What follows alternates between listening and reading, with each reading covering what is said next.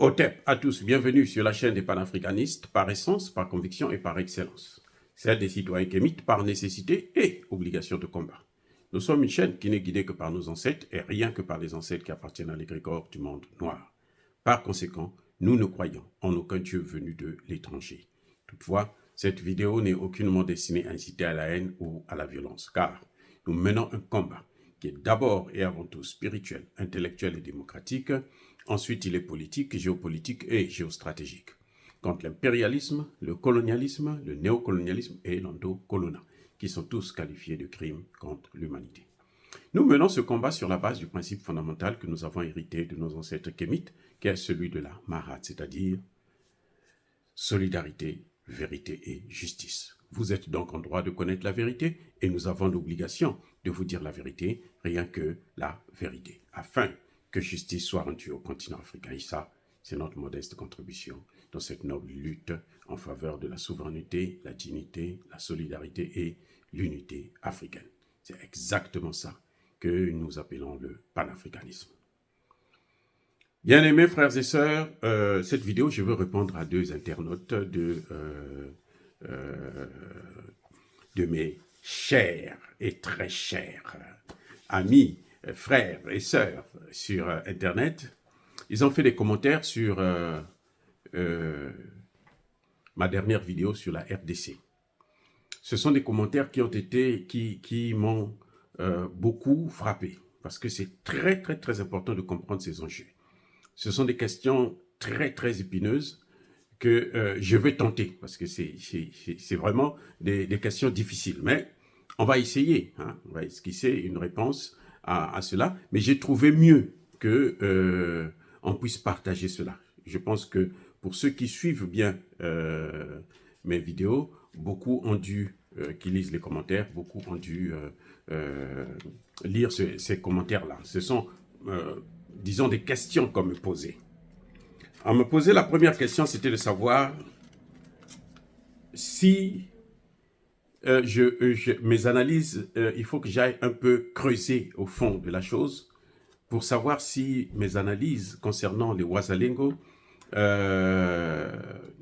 concordaient, étaient tout à fait acceptables, hein, étaient pertinentes, j'allais dire. Et je disais, j'avais répondu en deux mots, que je ne donne que des faits, ce qui se passe sur le terrain. Et maintenant, bon, on tire des conclusions. Maintenant, je me suis dit, ce serait bien de répondre avec un exemple palpable pour étayer justement la thèse de ce frère ou cette sœur. La deuxième question qu'on m'a posée, c'était pourquoi les Wazalengo ne vont pas acheter des armes en Russie, chez Poutine, sans passer par Tshisekedi? Là aussi, c'est une question importante que j'ai tenu vraiment à partager avec tous ceux qui regardent mes vidéos. Pour la première question, je pense que ce frère a raison, que les Wazalengo sont quelque part piégés. Il y a un problème avec les Wazalengo et le gouvernement et les généraux au gros ventre qui sont bien payés et qui, cela coule douce à Kinshasa, parfois même dans les provinces, à Goma, les gouverneurs, surtout après, quand il y avait l'état de siège. Et les Wazalengo ont effectivement des difficultés. Pourquoi je dis ça? Le cas de Kishanga. Kishanga, c'est une ville qui a été occupée par les M23. Le Rwanda, l'Ouganda, même certains Kenyans. Ah oui, c'est ça le problème. Alors les Wazalengo sont arrivés, ils les ont délogés. Ils ont tenu la ville pendant plusieurs jours. Et les Wazalengo se sont dit, bon, nous allons continuer à déloger ces gens-là jusqu'à les repousser chez eux au Rwanda. Ils ont donc fait appel à l'armée et à la police pour que la police et l'armée viennent maintenant sécuriser Parce que le travail que eux, en fait, ils devraient faire, c'est-à-dire chasser les M23 et tous ces Rwandais voyous, criminels, terroristes, les Ouazalingos l'ont fait. Maintenant, il suffit pour eux de venir conserver, maintenir le territoire dans les mains du gouvernement et maintenir la paix pour ne pas qu'on continue à assassiner nos populations civiles. Alors, qu'est-ce qui va se passer? Les militaires vont venir, au final, mais ils ne vont pas venir seuls. Ils vont venir avec les M23. Mais oui, ce qui se passe à Kishanga, là, c'est ça le problème. Ils viennent avec les M23. Ils viennent avec l'armée ougandaise. Ils viennent avec l'armée kenyane. Ils viennent avec la MONUSCO. La MONUSCO qui est là depuis 24 ans, qui n'a jamais pu stopper quoi que ce soit.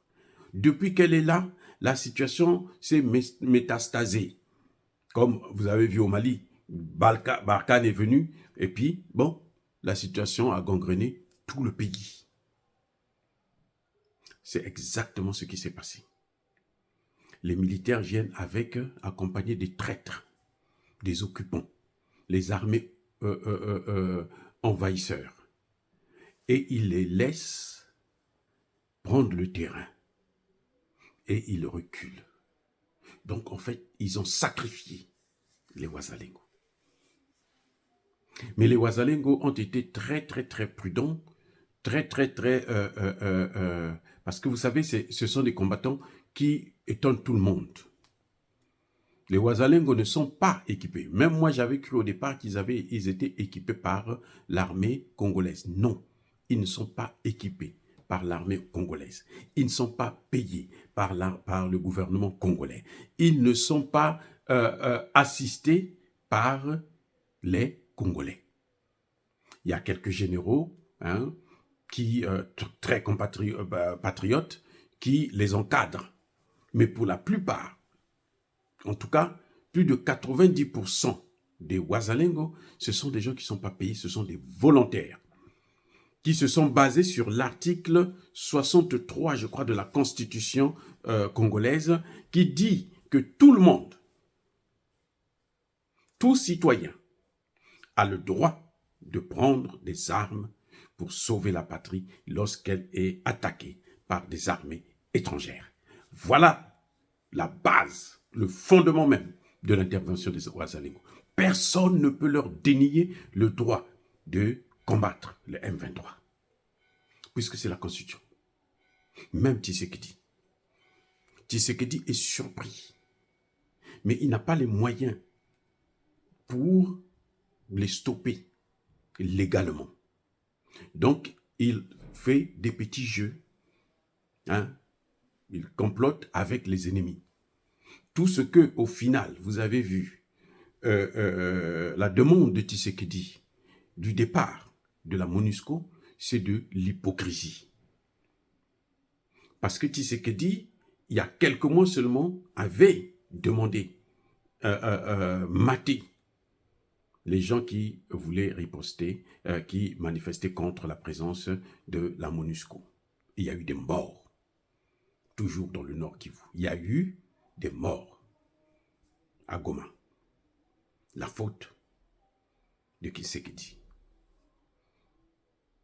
Donc, pour répondre à la question de ce frère, oui, les Ouazalingos sont parfois piégés. Parfois. Parce qu'il y a des endroits où, quand ils occupent, c'est eux-mêmes qui y restent. Là, la ville était tellement grande, et puis les enjeux étaient tellement importants, ils se sont dit, vaut mieux laisser l'armée maintenant sécuriser la zone. Parce qu'on a fait l'essentiel du boulot, maintenant, eux, ils vont seulement sécuriser la zone. Mais malheureusement, ces généraux sont venus, les ont exposés. Ils ont limité les dégâts parce que, vous savez, quand vous êtes du côté de la raison, vous avez toujours une force qui vous vient, que vous comprenez très bien, du grand Dieu. Voilà, ce n'est que ça que je peux dire. Donc, c'est dommage, c'est malheureux que le président Tshisekedi ne puisse pas prendre ses responsabilités. Et vous voyez, l'hypocrisie est tellement élevée que M. Tshisekedi, c'est récemment qu'il demande à former 40 000 soldats. 40 000 soldats pour une guerre contre le Rwanda, l'Ouganda et le Kenya. Ces trois pays-là travaillent pour les États-Unis et pour l'Angleterre et pour l'Union européenne. Bref, pour l'OTAN. Les trois pays que vous voyez là. Les discours que le président kenyan a eu à Paris tout récemment, c'est encore aussi de l'hypocrisie, de la poudre aux yeux. C'est juste un larbin. C'est pas pour rien que c'est lui qui a été choisi pour aller aggraver la situation en Haïti. Vous allez voir, il part en Haïti, non? Comment vous avez des armées qui veulent intervenir dans d'autres pays et ce n'est pas vous qui financez, c'est d'autres pays qui financent? Ça veut dire que la mission, elle n'est pas la vôtre. Et ceux qui financent, ils ont des enjeux, ils ont des intérêts. Oui. Même ces armées que vous voyez là, l'armée rwandaise, ougandaise, kenyane, quand ils viennent au Congo là, c'est pas leur pays, leur gouvernement qui paye. Hein. Non. Ce sont les États-Unis, c'est l'ONU, hein, même la MONUSCO, l'ONU la paye, parce que l'ONU les aide à se déplacer dans le Nord Kivu. L'ONU est là pour diviser le Congo. Et Tshisekedi le sait. Mais Tshisekedi, et vous savez, Tshisekedi est arrivé sur la base d'un accord. Ce qu'ils ont appelé le contrat, le compromis à l'africaine. Donc, ce compromis-là, il a des concessions à faire. Et la plus importante, c'est d'accepter la balkanisation du Congo. Vous savez, quand ils veulent détruire nos pays, ils ne vont pas chercher quelqu'un de loin. La MONUSCO est dirigée par une Guinéenne, Bintou Keïta. Elle aussi, son rôle, c'est faire la même chose, diviser. Donc, ils s'entendent très bien avec Tshisekedi. Trop bien. C'est ça sur le sang des Congolais. Malheureusement, il a de fortes chances d'être réélu, puisque ce n'est pas les Congolais qui vont voter pour lui, mais ce sont, comme d'habitude, les Occidentaux qui vont décider. Maintenant, concernant la deuxième question, pourquoi ils ne vont pas prendre des armes en Russie? Ils ne peuvent pas le faire parce que la Russie ne traite pas avec des milices. La Russie traite avec des États. Et elle traite avec des États au haut sommet. Ceux qui traitent avec des milices, ce sont les Américains, les Français, les Anglais, les Allemands, les Italiens, toute la clique de l'OTAN. Eux, ils traitent avec des voyous, avec des criminels, avec des terroristes. Parce qu'eux, ils ne réussissent que par la violence, par la domination, par la prédation. Ce ne pas des gens qui viennent pour coopérer, pour avoir traité gagnant-gagnant. Non, ça n'existe pas chez eux. Hein. Ils ne connaissent pas ça. Il ne faut pas vous leurrer tout ce qu'ils font comme discours. Ça n'existe pas. Chez eux, c'est les armes. Les États-Unis ont 830 bases militaires à l'étranger. 830. Vous voyez, donc ils sont partout, pratiquement dans l'essentiel des pays du monde. Et quand ils ne viennent pas, quand vous refusez qu'ils puissent avoir une base chez vous, eh bien, ils mettent le chaos. C'est ce qu'ils ont fait en Somalie. C'est ce qu'ils sont en train de faire au Soudan. Il n'y a que ça qu'ils savent faire. C'est ce qu'ils veulent faire au Niger. Tous les pays de l'OTAN que vous voyez là, c'est comme ça. Bref, Poutine, lui, il négocie avec les États. Parce qu'il respecte le droit international. C'est ce qu'il a fait avec le Mali. Quand le Mali voulait des armes, Assimi Goïta n'était que vice-président. Lorsqu'il a fait le premier coup d'État, il a nommé deux vieux qui étaient à la retraite, Mokhtar Ouane et puis, je ne sais pas, Bandao. L'un président, l'autre premier ministre. Et lui, il était vice-président. Donc, celui qui pouvait engager le pays, c'était le président, Bandao. Lui, par contre, il partait prendre ses conseils à l'Élysée. Et quand Assimi Goïta a envoyé son ministre de la Défense et toutes les délégations pour sceller un accord pour avoir des armes. Poutine n'a pas accepté. Poutine a dit non, nous n'intervenons pas dans ce cas. Il faut que le président signe. Mais le président n'a pas voulu signer. Ce sont des Tshisekedi, hein, les Bandao, là, les Mokhtarwan. C'est des gens comme Tshisekedi. Ils ont refusé de signer. Ils ont emmené en bateau des discours, des interventions. Ils demandaient des conseils à Macron. Macron est arrivé même à demander à ce qu'il puisse assassiner Assimi Goïta. Là, ils ont dit à Macron que là, le petit là, si on veut le tuer, peut-être que c'est lui qui va nous tuer. Donc, ça, on ne peut pas. Et c'est là qu'il va demander à ce qu'on puisse les virer. Le jour même qu'il a décidé de remanier le gouvernement et puis faire partir les 5 ou les 4 colonels, c'est là qu'ils ont repris le pouvoir. Et quand ils ont repris le pouvoir, à ce moment, Assimi Goïta est devenu président de la République et c'est lui maintenant qui est venu paraffer. Vous voyez, Poutine respecte les États. Poutine respecte la souveraineté de l'État. Mais avec eux, ça ne se passe pas. Vous savez que le Hamas, là, ce sont eux, ce sont les États-Unis, les armes qu'ils ont, que le Hamas a, là, ce sont les armes occidentaux. Ou plutôt occidentales. Vous voyez, le Hamas est même financé par Netanyahou. C'est Netanyahou qui a détruit le Fatah pour garder le Hamas.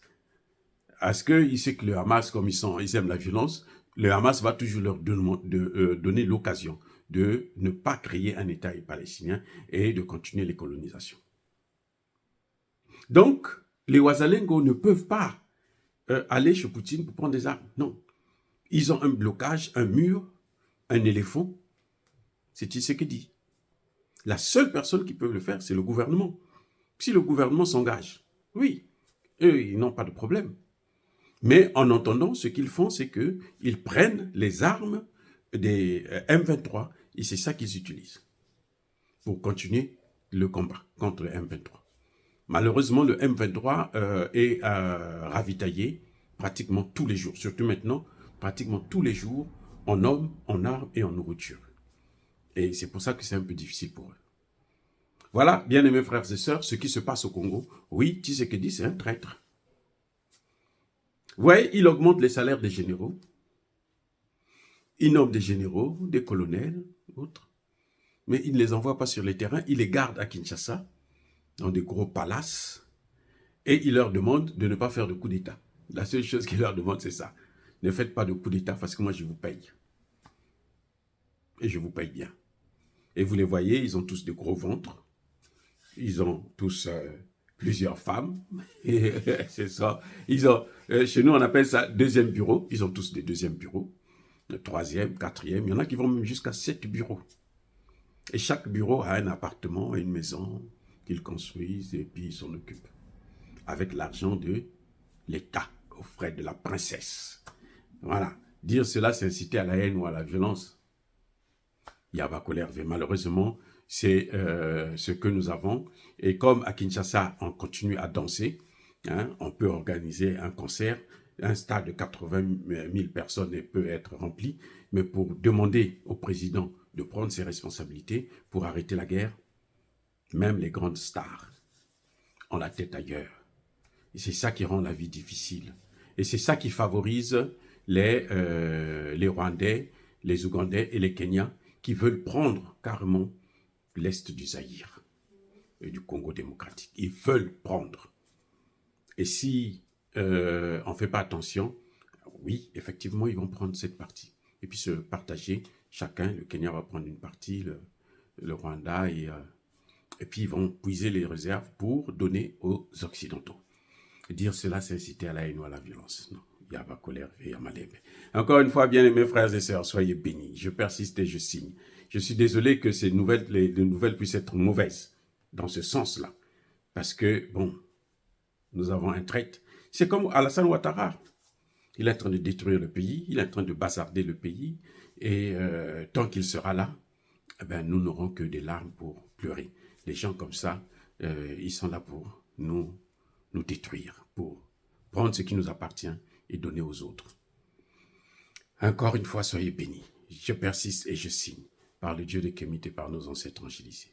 Mais que tous ceux qui persécutent le continent africain, tous ceux qui trahissent le Congo démocratique, qu'ils soient noirs, blancs, chinois, arabes, juifs, indiens, qui qu'ils soient punis, maudits, foudroyés, neutralisés, écrasés, effacés par ce Dieu de Kémit et par nos ancêtres angélisés. Vive l'Afrique éternelle. J'ai dit et j'assume.